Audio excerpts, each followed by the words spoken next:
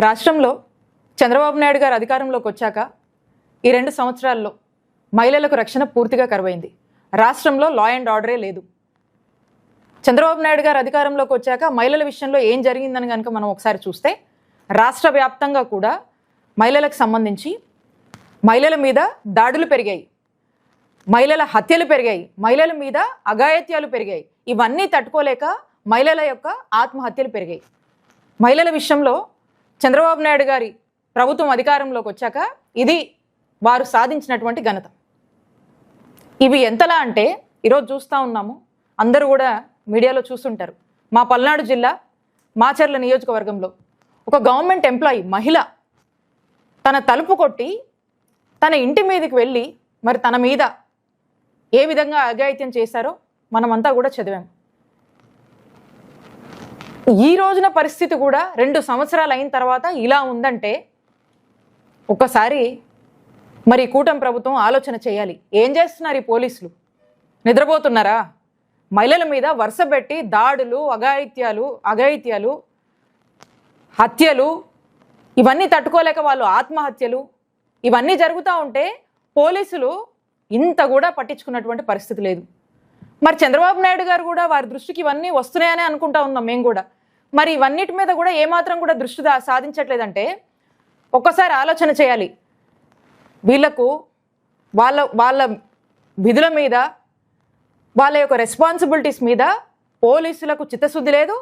చంద్రబాబు నాయుడు గారికి కూడా ఈ మహిళల రక్షణలో ఏదో చేద్దాము, మహిళల రక్షణ ముఖ్యం కదా, మహిళల పట్ల మహిళల యొక్క జరుగుతున్నటువంటి దాడుల మీద మరి ఏదన్నా ఒక ఇనిషియేట్ చేద్దాము, మహిళల రక్షణ కోసం పాటుపడదామని చెప్పి ఇప్పటి వరకు కూడా ఒక ఇనిషియేటివ్ తీసుకోలేదంటే దీన్ని బట్టి అర్థమవుతా ఉంది ఈ ప్రభుత్వానికి మహిళల రక్షణ మీద పూర్తిగా చిత్తశుద్ధి లేదు.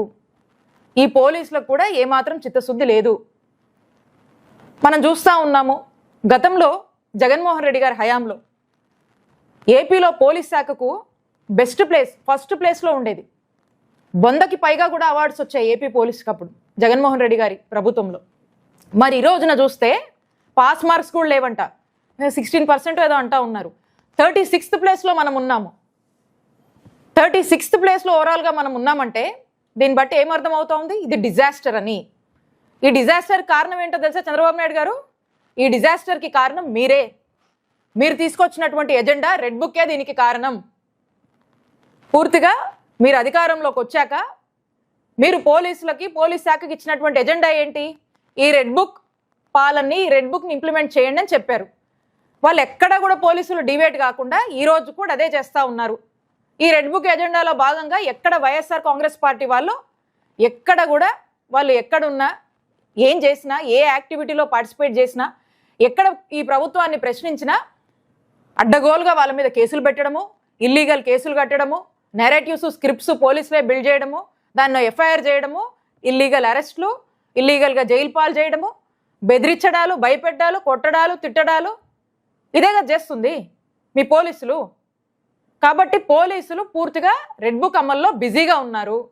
వాస్తవానికి వాళ్ళు డెలివర్ చేయాల్సినటువంటి విధులు, రెస్పాన్సిబిలిటీస్ అండ్ రోల్స్ ఏవైతే పోలీస్ శాఖకు సంబంధించి ఉంటాయో వీటి నుంచి ఎప్పుడో డివేట్ అయిపోయారు.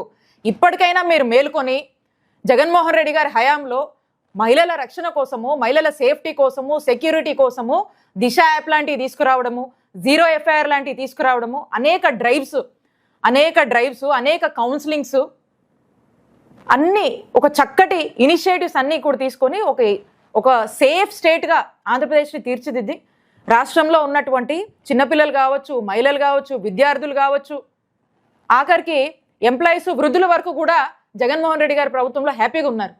ఈ రోజున రాష్ట్ర ప్రజల పరిస్థితి అది కాదు. ఈ రోజున ఎవరికి రక్షణ లేదు. మహిళలకు లేదు, విద్యార్థులకు లేదు, ఎంప్లాయీస్కి లేదు, సామాన్య ప్రజలకు లేదు, ఎవ్వరికి కూడా రక్షణ లేదు. ఎందుకంటే కంట్రోల్ లేదు మీకు. లా అండ్ ఆర్డర్ పనిచేయట్లేదు. లా అండ్ ఆర్డర్ మీద దృష్టి చంద్రబాబు నాయుడు గారికే లేదు. ఎందుకంటే ఎంతసేపు రెడ్ బుక్ మీద ఉంది కదా మీ దృష్టి అంతా. కాబట్టే చెప్తున్నాం, ఇప్పటికైనా కూడా మహిళల విషయంలో, మహిళల రక్షణ విషయంలో ఇలాంటి ఇన్సిడెంట్స్, ఇలాంటి సంఘటనలు చోటు చేసుకోకుండా ఇప్పటికైనా ఒక కంట్రోల్ తీసుకోవాలంటే ఇప్పటికైనా మీ రెడ్ బుక్ ఎజెండా అనేది పోలీస్ శాఖలో మార్చి పోలీస్కి సంబంధించినటువంటి అసలైన విధుల్లోకి వాళ్ళని ఆ విధులు అమలు చేసేలాగా అంబేద్కర్ గారి రాజ్యాంగాన్ని అమలు చేశాం కాబట్టే జగన్మోహన్ రెడ్డి గారి హయాంలో ఏపీలో పోలీస్ శాఖ ఫస్ట్ ప్లేస్లో ఉంది, బెస్ట్ ప్లేస్లో ఉంది. ఈ రోజున ఈ రెడ్ బుక్ రాజ్యాంగాన్ని అమలు చేస్తున్నారు కాబట్టి చంద్రబాబు నాయుడు గారు ఈ రోజున ఏపీ పోలీస్ శాఖ పరిస్థితి 36 ప్లేస్, పాస్ మార్క్స్ కూడా లేవు, ఫెయిల్. మేము ఒక్కటే డిమాండ్ చేస్తూ ఉన్నాము, చంద్రబాబు నాయుడు గారు మీరు అధికారంలోకి రావడానికి ఎన్నికల ముందు జగన్మోహన్ రెడ్డి గారు చక్కటి పాలన, గొప్ప ఇనిషియేటివ్స్ తీసుకువచ్చి ఈ ఇనిషియేటివ్స్ని చక్కగా అమలు చేస్తే మీరు ఏం పేర్లు పెట్టారు అప్పుడు? చంద్రబాబు నాయుడు గారు ఎలక్షన్స్ ముందు ఉమెన్ ట్రాఫికింగ్ అన్నారు, మిస్సింగ్ అన్నారు, ఇంకా రకరకాల పేర్లు పెట్టి రకరకాలుగా మాట్లాడారు. మరి ఆ మాటలన్నీ ఏమయ్యాయి? 2 ఏళ్ళు అయింది కదా. మరి దాని మీద ఏమి రిపోర్ట్ తీసుకొచ్చారు? దాని మీద మీరు ఏం ఫైండ్ అవుట్ చేశారు? మరి ఈ రోజున జరుగుతున్న ఈ వరుస ఎపిసోడ్స్ని కంట్రోల్ చేయడానికి ఏం చేశారు? మీరు ఏం ఇనిషియేటివ్స్ తెచ్చారు?